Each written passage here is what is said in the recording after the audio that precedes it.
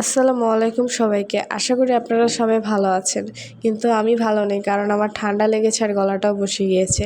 আজকে আমার মা পাটিসাপটা পিঠা বানাবে, তার জন্য প্রথমে পাটিসাপটার ডোটা গুলিয়ে সাইডে রেখে দিয়েছে। আর আগের দিন রাত্রে ক্ষীর বানিয়ে রেখেছিল ফ্রিজে, যেন ওটা ঠান্ডা হয়ে যায় আর পাটিসাপটাটা সুন্দর হয়। প্রথমে চুলার মধ্যে একটা তাওয়া বসিয়ে সুন্দর করে তেল ব্রাশ করে নিয়েছে, তার মধ্যে ওই আটা ডোটা দিয়ে সুন্দর করে একটা চাপটির মতো বানিয়ে নিচ্ছে।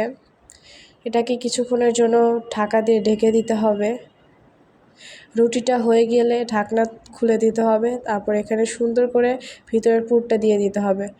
আর এটাকে পাটির মতো সুন্দর করে পেঁচিয়ে নিতে হবে। এভাবে আমার মা সবগুলো পিঠা বানিয়েছে। এই যে আমাদের সবগুলো পিঠা বানানো কমপ্লিট। আমার মা অনেক কটা পিঠাই বানিয়েছে। এখন পরিবেশনের পালা আর খাওয়ার পালা।